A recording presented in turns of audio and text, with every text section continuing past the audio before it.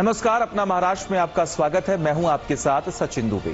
महाराष्ट्र में आधुनिक सड़क अवसंरचना को नई गति देते हुए मुख्यमंत्री देवेंद्र फडणवीस ने पुणे में 3 प्रमुख राष्ट्रीय राजमार्ग परियोजनाओं की आधारशिला रखी। इस अवसर पर केंद्रीय सड़क परिवहन एवं राजमार्ग मंत्री नितिन गडकरी, उप मुख्यमंत्री सुनेत्रा अजीत पवार समेत कई जनप्रतिनिधि और वरिष्ठ अधिकारी उपस्थित रहे। इन परियोजनाओं में पुणे, शिरूर, हड़पसर, यवत और तलेगांव, चाकन, शिक्रापुर एलिवेटेड राजमार्ग शामिल है। कार्यक्रम में मुख्यमंत्री ने कहा कि ये परियोजनाएं बीओटी मॉडल के तहत विकसित की जा रही हैं और इनके पूरा होने से पुणे की ट्रैफिक समस्या कम होगी।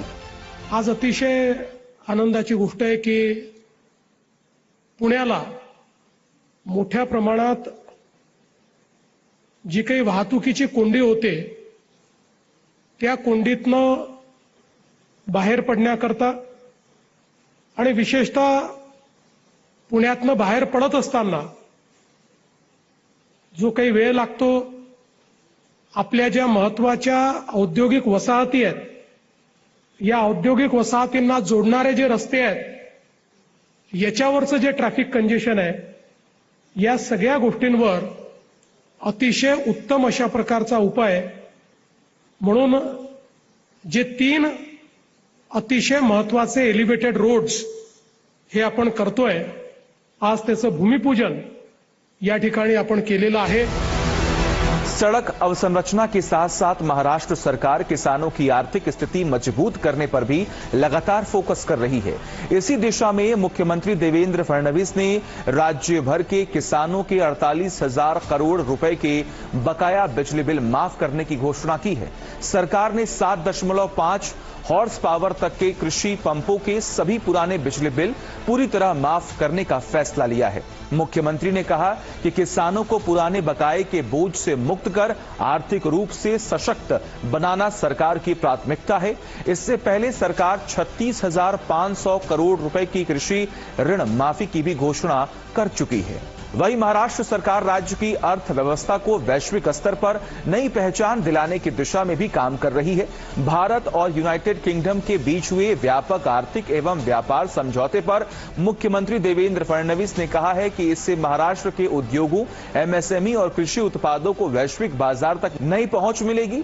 उन्होंने विश्वास जताया कि ये समझौता निवेश, निर्यात और रोजगार के नए अवसर पैदा करेगा, साथ ही महाराष्ट्र को $1 ट्रिलियन अर्थव्यवस्था बनाने के लक्ष्य को और मजबूती देगा। उधर महाराष्ट्र में आधुनिक और सुरक्षित परिवहन नेटवर्क के विस्तार की दिशा में भी महाराष्ट्र सरकार लगातार कदम बढ़ा रही है। नागपुर में आयोजित एक कार्यक्रम के दौरान मुख्यमंत्री देवेंद्र फडणवीस ने अगले 3 वर्षों में महाराष्ट्र भर में 145 रेलवे ओवरब्रिज बनाने की घोषणा की।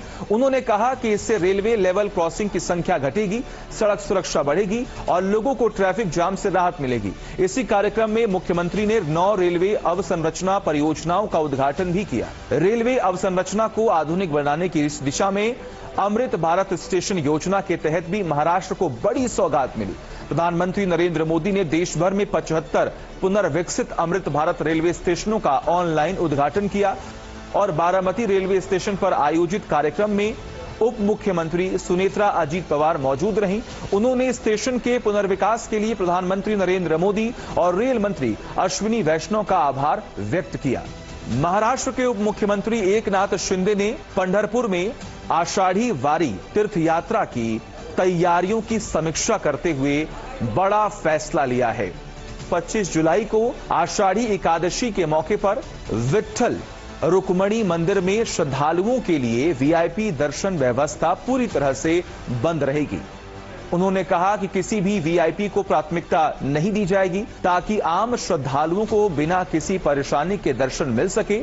शिंदे ने ये जानकारी भी दी कि स्वास्थ्य व्यवस्था पूरी तरह से सुसज्जित है और आवश्यकता अनुसार अतिरिक्त एम्बुलेंस, बसें, बैठने की व्यवस्था और पहली बार एयर एम्बुलेंस सुविधा भी उपलब्ध कराई जाएगी।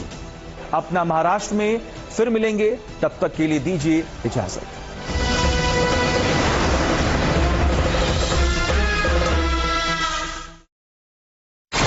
है तेरी लगती विकेट्स की ढेरी, गेम